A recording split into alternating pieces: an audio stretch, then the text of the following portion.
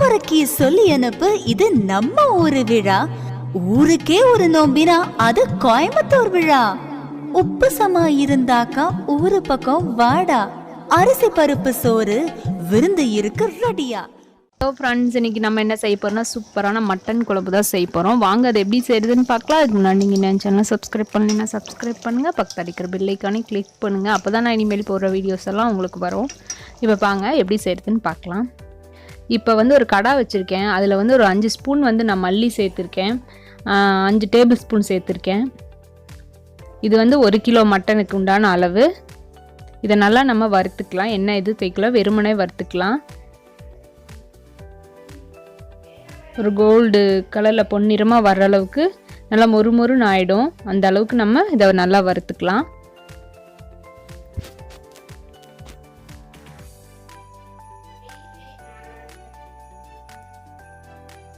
பாருங்கள், இந்த அளவுக்கு நல்லா வணங்கிடுச்சு, போதும். இப்போ இது ஒரு தட்டில் நம்ம மாற்றிக்கலாம்.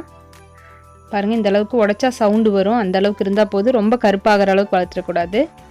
இப்போ அடுத்தது அதே கடாயில் நான் இப்போ 5 ஸ்பூன் நான் மல்லி சேர்த்துருக்கேன் அப்படின்னு சொன்னால், அதில் பார்த்திங்கன்னா நீங்கள் ஒரு 1.5 ஸ்பூன் சேர்த்துனா போதும். எப்போவுமே ஒரு கால்வாசிக்கு பக்கம் நீங்கள் சேர்த்துனாலே போதும். சீரகம் எதில் போட்டாலும் நம்ம கால்வாசி போடணும். சீரகம் மல்லி எவ்வளோ போடுறோமோ அதில் 1/4 பங்கு.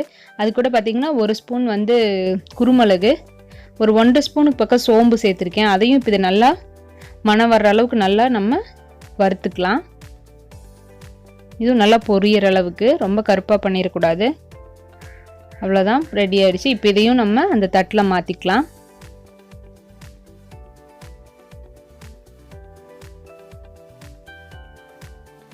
பாருங்கள், இந்த அளவுக்கு வந்துருச்சு. இப்போ அடுத்தது நான் வரமிளகா சேர்த்துருக்கேன். நான் ஒரு 12 மிளகாய் சேர்த்துருக்கேன். இது கொஞ்சம் காரம், உங்களுக்கு எவ்வளோ காரத்துக்கு தேவையோ அவ்வளோ நீங்கள் சேர்த்துக்கலாம். லைட்டாக 1 ஸ்பூன் மட்டும் எண்ணெய் விட்டு அதை நல்லா வறுத்து எடுத்துக்கலாம் எண்ணெயில், வரமிளகாயை.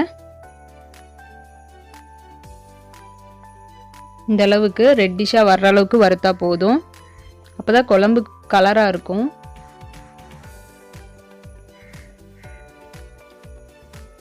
அதே எண்ணெயில் இன்னும் ஒரு 2 ஸ்பூன் எண்ணெய் சேர்த்துக்கலாம்.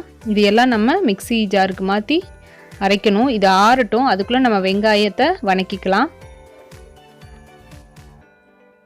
அதே கடாயில் எண்ணெய் கொஞ்சம் இருந்துச்சு, அதே கடாயில் இன்னொரு 2 ஸ்பூன் நான் எண்ணெய் சேர்த்து நல்லா வணக்கிறேன் வெங்காயத்தை.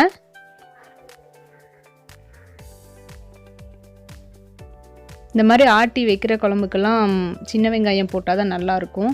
ஒரு 10 பல்லு பூண்டு சேர்த்துருக்கேன், அதையும் சேர்த்து இதில் வணக்கிக்கலாம். ஒரு 1/4 டீஸ்பூன் மஞ்சத்தூள், அதையும் சேர்த்து இதில் மிக்ஸ் பண்ணிக்கலாம். இது நல்லா பாருங்கள், வெங்காயம் பூண்டெல்லாம் வணங்கிருச்சு. இப்போ நம்ம மிக்ஸி ஜாரில் நம்ம இது கூட அரைக்க வச்சுருந்தோம்ல மல்லி சீரகம், அது கூட இதையும் வச்சு நம்ம பைன் பேஸ்ட்டாக அரைச்சிக்கலாம். இன்றைக்கி நான் குக்கரில் செய்ய போகிறேன். ஒருத்தர் மட்டன் தனியாக வேக வச்சு செய்வாங்க, அது பார்த்திங்கன்னா கொஞ்சம் காரம் பிடிக்காத மாதிரியே இருக்கும். குக்கரில் வச்சுட்டா நம்ம தாளிக்கிறப்பவே அதுவும் சேர்ந்து வெந்துக்கும். அதனால இப்போ நான் ஒரு 2 இல்லை 3 ஸ்பூன் ஆயில் சேர்த்துருக்கேன். நல்லெண்ணெய் தான் இன்றைக்கி சேர்த்துருக்கேன். 1 ஸ்பூன் சோம்பு, ஒரு பட்டை, 3 கிராம்பு சேர்த்துருக்கேன். ஒரு சின்ன வெங்காயம் ஒரு 5-6 பல்லு, ஒரு கொத்து கருவேப்பிலை போட்டிருக்கேன். அதை நல்லா வணக்கிக்குங்க. இப்போ நான் மட்டனை கழுவி எடுத்து வச்சுருக்கேன். இது 1 கிலோ மட்டனு. அதையும் இப்போ நம்ம இதில் சேர்த்துக்கலாம்.